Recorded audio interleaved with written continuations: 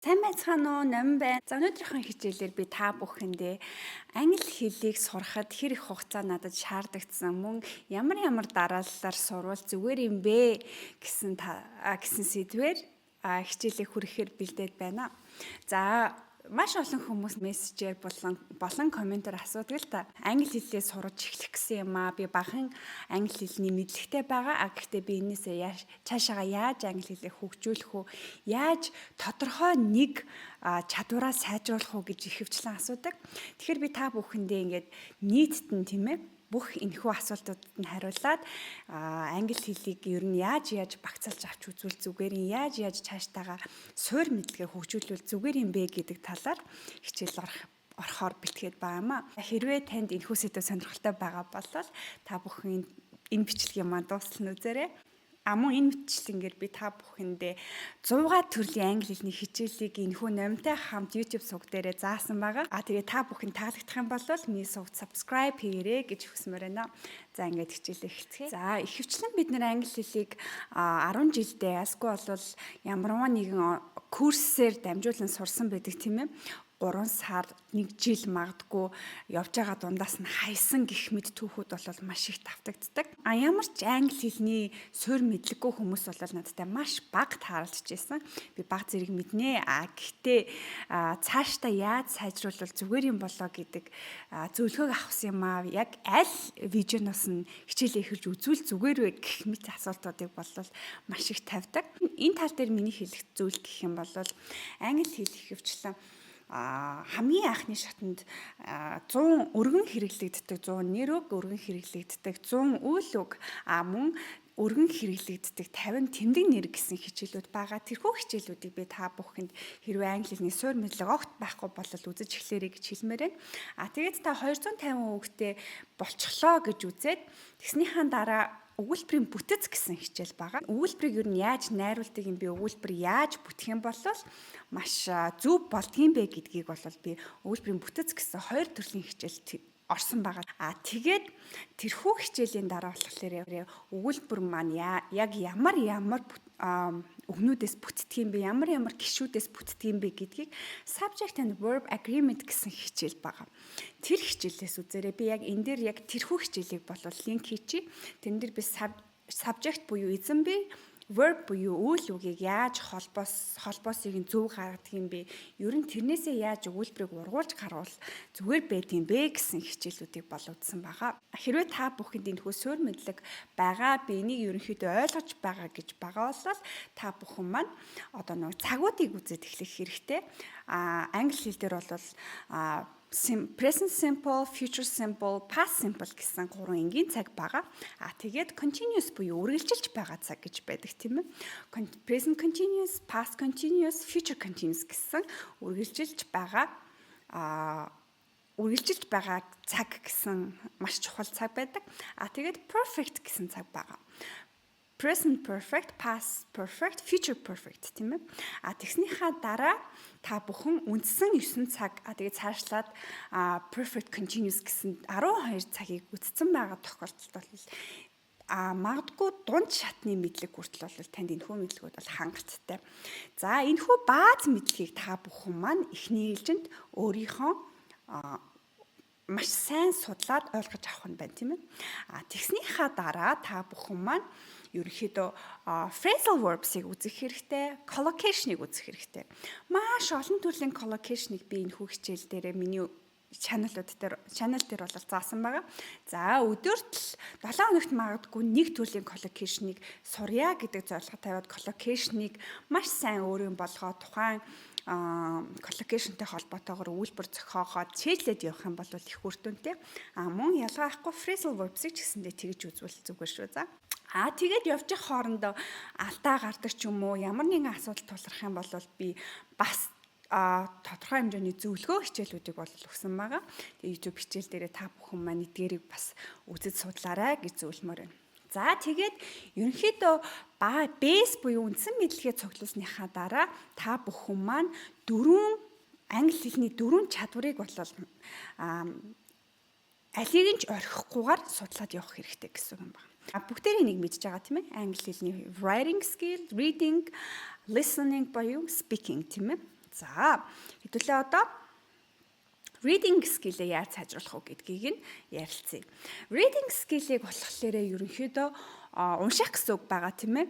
Уншсаар байгаад л ямар нэгэн зүйлийг өөрт тохирсон өөрийнхөө мэдлэгийн нөгөө нэг level буюу төвшнийхаа дагуу англи хэл дээрх мэдээллүүдийг унших юм бол илүү үр дүнтэй байна гэсэн үг. Ерөнхийдөө товчоор хэлэх юм бол ийм байна.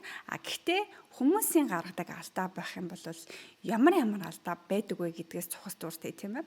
За reading дээрээ бид нэг ном олж аваад ямар ч хамаагүй сэдвэр өөрийнхөө сонирхолтой байна уугүй байна өглөгийн ч юм уу те номыг олж аваад эхнээс нь эхлээд бүгдийг нь орчуулж эхэлдэг л те. Тэгээ хоёрдугаар хуудаснаас тэгээд орчуулад авах юм бол та залхаад тэр номоо хаяад англи хэлний чинь reading-ийн төвшин сайжрахаасаа илүү та бараг унших гэдэг чи ямар хэцүү зүйл байдаг юм бэ гэд хаях магадaltaй гэсэн. Тийм учраас та өөрийнхөө тохирсон, өөрийнхөө сонирхдаг сэдвээр өөрийнхөө төвшөнд унших мэдээллийг олж аваад интернет дээр бол зөндөө байгаа.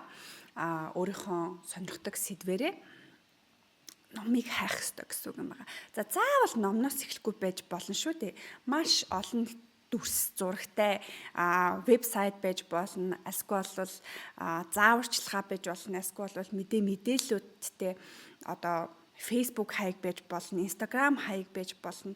Ямар ч хэлбэрээр бичигдсэн унших тийм их байж болно шүү дээ. Тэгээд яаж таны төвшөнд байна гэдгийг мэдэх вэ гэхээр танд нэг 5-6 үг уншаад нэг магадгүй ганц 2 хон шиг мэдхгүй гарч ирэл 5-6 үг уншаал ихэнх нь ойлгосон хэрнээсээ ганц нэг мэдхгүй үг гарч ирээд байх юм бол эхний ээлжинд орчуулахгүйгээр за ингэсэн үг байж магадгүй юм. За энэнгүү ч гэсэндээ ойлгогдчих байх шүүгээ явж байгаад мэдхгүй үг чинь давтагдаад гараад байх юм бол словартаж болно. Тэгхгүйгээр та ерөнхийдөө аль болох мэдээлэлээ тэр чигт нь ойлгоод яваад байхыг хичээгээрэй. Тэгээд бас нэг зөвлөгөө гэх юм бол нэг уншаад ойлгохгүй байсан ч гэсэндээ 3-4 удаа богино хэмжээний өгүүлэг ч юм уу богино хэмжээний мэдээллийг уншихад бол хүнд заавал ойлгогддог тийм туршлага бол бас байгаа шүү. За тэр Facebook дээр байгаа пэйж хуудсуудыг бас дагаад мэдээллүүд гардаг тийм хуудаснуудыг бас өөрийнхөө сонирхлоор дагаад уншиж болно шүү дээ. Тиймэрхүү хүний бичсэн блог хэлбэрээр бичсэн унших зүйлүүд бол ихэвчлэн миний анзааснаар айгүй хялбар бичигдсэн байдаг. Тийм гүн одоо ингээд дуу муу бодох юм бол дуучин болохлээр нөгөө нэг ритмээ дагаад тэгээд ингээд нөгөө нэг хэлж байгаа үгнүүд нь одоо уянгалаг сонсогдуулахын тулд одоо ингээд бас хэцүү үгнүүдийг оруулсан байдаг учраас бас сонсоход хэцүү байдаг. Уншихад бас заримдаа хэцүү байдаг, ойлгохдохгүй байдаг. Хүмүүсийн бичсэн бичвэрүүд тийм ээ Instagram, сошиал хуудасууд дээр бичсэн бичвэрүүд бол маш хялбар байдаг учраас тэрхүү зүйлүүдийг ч гэсэндээ алгасалгүй уншаад өөртөө тэгтээ бид нар утсан дээр их цагийг зарцуулж байгаа юм чинь тиймэрхүү мэдээлэл унших замаар reading-гээ бас сайжруулж болно тийм ээ.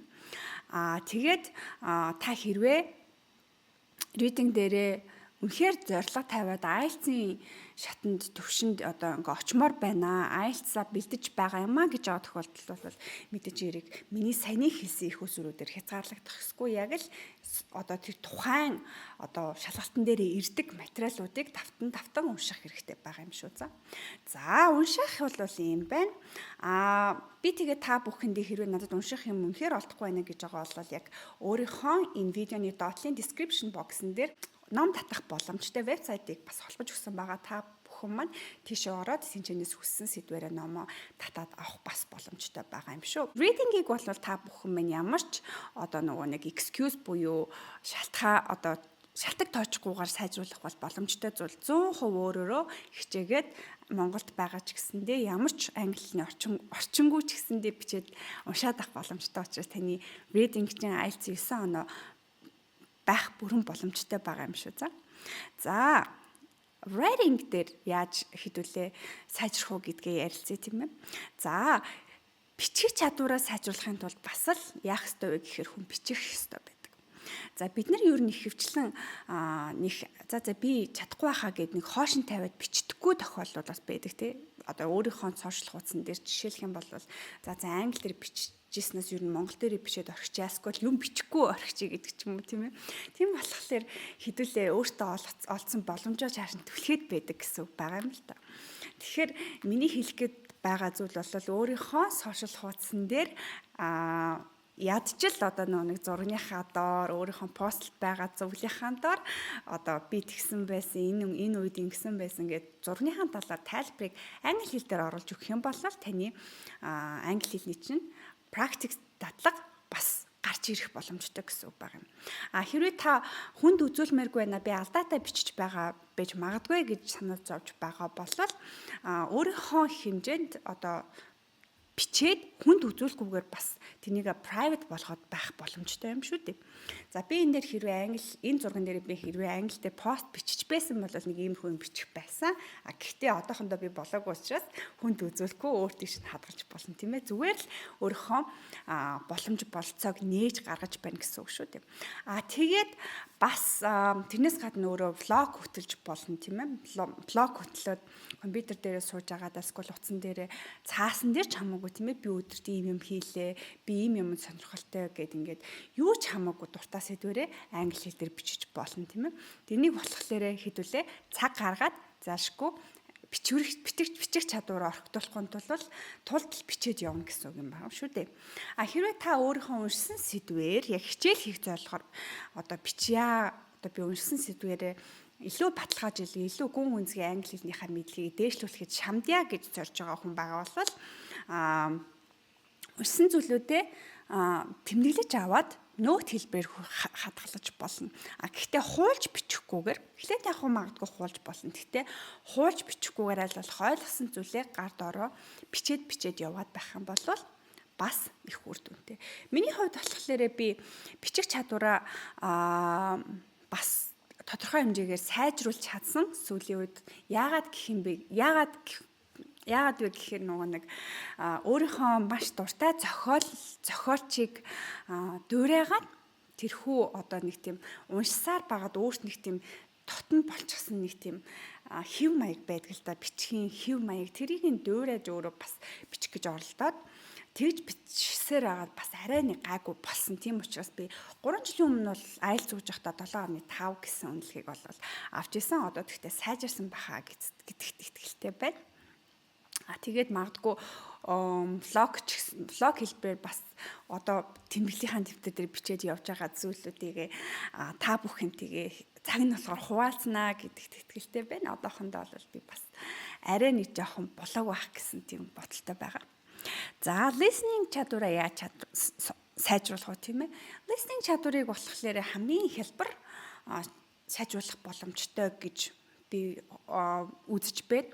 Яагаад гэх юм бол бидний эргэн тойронд англи хэл дээр болж байгаа үйл явдлууд зөндөө байна. Тэгээ сошиал платформуд бүгдээрээ англи хэл дээр байна. Мэдээллийн сувгууд бүгдээрээ англи хэл дээр байна. Зүгээр л тэрийг олж аваад дуртай сэдвэрээ аль болох их сонсно гэсэн үг байгаа юм. Монгол дээр ингээд та магадгүй YouTube channel үздэг байх юм бол танийга англи дээр болгоод хүргөөд яг л тэр сэдвэрээ тийм ээ яг л тэр үзэж байгаа сонсож байгаа сэдвээ англи хэл дээр ч гэсэндээ зөндөө их сурвалж байсан мэдээллүүд бол байгаа. Тэгэхээр тэднийг бас та бүхэн маань зорилго тавиад англи хэлээ сайжруулах зорилго тавиад сонсох боломжтой гэсэн үг. Энэ бол маш төвөггүй танд хүрэх байгаа. За хэрвээ би одоо ингээд англи хэл дээр сайн мэдэхгүй байна яг ямар сэдвээр би яаж хаанаас нь олох юм бэ гэдгийг мэдэхгүй байна гэж байгаа бол би та бүхэндээ description box дээр дахиад өөрийнхөө дагдаг channel-уудыг YouTube channel-уудыг бас холбоод өгчээ. За янз янзын сэдвэр бол надад сонирхолтой одоо дагаж дуурайдаг тийм хүмүүс бол байгаа. За магадгүй хувцас загвар, хоол, нүүр будаг асгүй бол мэдээлэл асвал зүгээр л хөгжилтэй тийм сонирхолтой тийм хүнд биш тийм сэдвэр entertainment хэлбэрээр тийм мэдээллүүдийг авдаг бас сувгууд байгаа. Тийм болохоор та бүхэн бас л description box-ыг хараад тэгээд миний бас сонирхож дуурайдаг хүмүүсийг бас дагах боломжтой байгаа юм шүү. За хамгийн сүүлийн чадвар нь болохоор speaking чадвар байгаа. Speaking чадварын хувьд бусад 3 чадвартайгаа харьцуулах юм бол арай нэг орчин шаардагдах гад байдаг тийм чадвар байгаа. Гэхдээ та бүхэн надад орчин байхгүй гэд орхиж болохгүй. Яагаад гэвэл биднэрт боломжууд бол байгаа. Ямар боломж байна гэхээр хэдүүлээ сонсон зүйлээ одоо уншсан зүйлээ одоо өөрийнхөө бичсэн одоо бичвэр одоо ингэ бичсэн зүйлээ өөртөө зориулаад амаараа хэлээд чангаар уншаад тэгээд уншсан зүйлээ ойлгосон зүйлээ яриад давтаад байх бас боломжтой. Тэгэх юм бол зүгээр хүнтэй ярьснаас илүү бараг таны англи хэлж сайжрах боломжтой байдаг. Яа гэх юм бол би өөрийнхөө жишээн дээр тавья тийм ээ. Өдөр тутмынхаа яриаг бол би англи дээр хийгээд чаддаг. Хэрнээсээ яг бичсэн зүйлээ тэр текстүүдийг би англи хэл дээр яг тухайн үгийг гаргаж хэлж чадах уу гэвэл бас өдөр тутамдаа чаддаггүй. Яг тийм боломж бол надад байдаггүй. Тэгэхээр би өөрийнхөө одоо сонссон зүйлийг одоо мэдээллийн сувгуудаас авсан зүйлийг эргүүлээд ингээд ярья гэж байгаа тохиолдол надад бол үг нь мартагдах ч юм уу. Эсвэл өгүүлбэрийнх нь бүтцэн арай биш санагдах ч юм уу тийм ээ. Энгийн ярианы хэлнээс арай өөр болчих байгаа учраас тийм дадлагыг бол хийхэд бол миний англи хэл бас илүү сайжирдаг. Тийм болохоор би та бүхэндээ орчин байхгүй гэд битгий орхиорой. Яг хийж байгаа зүйлүүдээ одоо хүсэх юм бол дуу хураагуур дээр одоо утсан дээрээ те voice recording аваад бичиж болно, толинд хараад ярьж болно. Та өөрөө хэрвээ би итгэлгүй байна, би ичээд байна гэж байгаа бол толинд харахгүйгээр зүгээр л дуугаа бичиж аваад дараа нь сонсох боломжтой тийм ээ. Тэгээд сонссон зүйлээ сандраад одоо ингээд жоохон хэцүү сонсогдож байгаа ч гэсэндээ битгий орхиорой. Зүгээр л та сонсоод тэрнийг устгадаг ч юм уу эсвэл таалагдсан бол хадгалдаг ч юм уу тийм ээ. Тэгээ байлгаж агаад 3-4 сарын дахиад үзэхэд дараа үзэхэд бол миний англи хэлний түвшин ийм байхад одоо ийм байсан байна гэсэн твшил харагддаг учраас та бүхэн маань энэхүү аргачлалыг бас заавал сонгоод өөртөө хэрэгжүүлээд үзээрэй гэж бас зөвлөмөр байгаа юм аа. За ингээд англи хэллийг одоо яг нэг үндсэн мэдлэгүүд болон англи хэлтэй байх ёстой 4 чадвараа яаж хэрхэн сайжруулах би өөр дээрээ одоо ингээд туршсан юунууд арга чаргуудаасаа хэлэх гэж зорилоо. Та бүхэн таалагдсан байх гэдэгт итгэлтэй байна. За ингээд таны хувьд тийм ээ бичгийн чадвараа яаж сайжруулсан бэ? Унших чадвараа яаж сайжруулсан бэ? Тэр зүйлүүдээсээ бас миний дуртайг зүйл байх юм бол альсгүй бол магадгүй миний саний дурдсан дээр нэмээд хэлэх зүйл байх юм бол одоо комент хэсгээр бичээрэй. Тэгээд миний description box дээр хуваалцсан сувгуудаар орж бас зочлоорой гэж хэлмээр байна. Тэгээд би яг одоо дуусгасан юм яг өмнө нь өгжсэн зөвлөгөө хичээлээ бас уучи та бүхэн маань энэ дээр үж магадгүй энэ дээдэлт уучи тэгээд та ороод зөвлөгөө хичээлүүдийг маань бас сонирхоод үзээрэй. Тэгээд бусад хичээлүүдийг маань ч гэсэндээ сонсох байхаа гэдэгт итгэлтэй байна. За ингээд дараагийн дугаараар уулзлаа. Түр баяртай.